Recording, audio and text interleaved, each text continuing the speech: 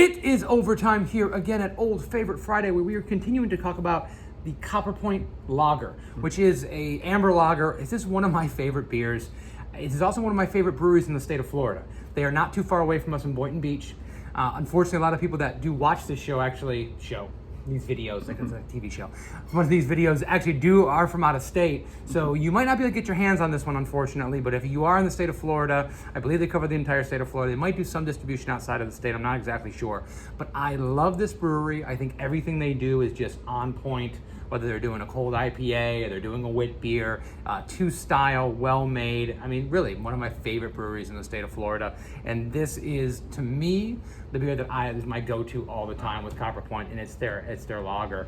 What are you thinking, Ralph? Do you like this beer as much as I do? Oh yeah, so I'm like you said, number one, I'm a big fan of Copperpoint. I was actually just there I want to say it was Saturday, and yeah, this is obviously, if you grew up in this era, which I did, and seeing that brewery come about, this is a classic beer for them. I think this has to be one of their oldest, because I've never kept close enough track to know exactly what came out when, but I love everything they do. Like you said, I love their they do their seasonal, or used to have their all-American IPA, and then they have their normal like High Ridge and all that stuff. But yeah, when it comes to lagers, they're really on the top of their game, and this is such a great beer where, as you'd expect from a lager of this color, if you can see it on camera, yeah, you got like those bready notes, so it's definitely a little bit on the heavier sides in terms of flavor wise. It's not I wouldn't say it's like cracker malt, I'd say it's breadier, but it's also super crushable. So it's really well balanced for what you want when you're calling something an amber lager. I mean, it picks up all that flavor profile, as you said, but so, I don't know what they were thinking about when they created this beer, but this was one of the first beers ever made by the brewery. I know it was one of the first beers that was produced and sold in cans. I know it was one of their go-to market beer as far as draft, and it's one of the beers that's built the brewery, essentially. I don't know if they were thinking about like a Marzen when they put this beer together, but it definitely has some of that kind of notes to it. But as a Marzen has a little more sweetness to it, traditionally, this is nice and dry. So you get all that bready malt flavor with also being dry, clean and crushable, kind of as you were saying. And that's one of the things I love about this beer. I am a junkie for an amber lager. Amber beers in general. Give me a red ale, an amber ale, I'm gonna be a happy guy. And then having an amber lager that's this clean, this refreshing, and is, versatile with foods, it's absolutely incredible. And I love the fact that we have this in our home state, close by, that we can get anytime we want. Yeah, and it's a well-rounded beer in the way, because it does have that bready character, so no one's gonna say, oh, it's too hoppy or it's too this, but also it is, as we said, it's something super easy to drink, so you could definitely fit it with all kinds of meals or different things. But yeah, also, as you mentioned, it actually does almost to me have Marzen characteristics, and especially for just a project we were working on.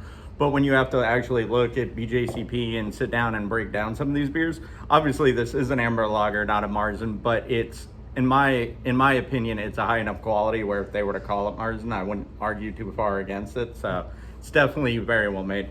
Yeah, I have to go back to that again, and not to be too much of a fanboy, and also not to, shout out to Matt Cox, shout out to Mike Urevich. These are friends of ours. I've known these guys forever, and they're doing a great job over there, and both like the marketing and the sales side of things, and being the owner and the original brewer, and still the mastermind behind so much that goes on there, Matt Cox. Everything they do is so well done. Every single time they do a style, whether they're doing a Pilsner or they're doing, they did a Fest beer this last year. Yeah, they did I mentioned the cold IPA, which I absolutely love that they did recently. That they're doing a classic style, and something that we try to pride ourselves with at Barrel of Monks is when we do a style, we try to do it two style and then put our little spin on it, right?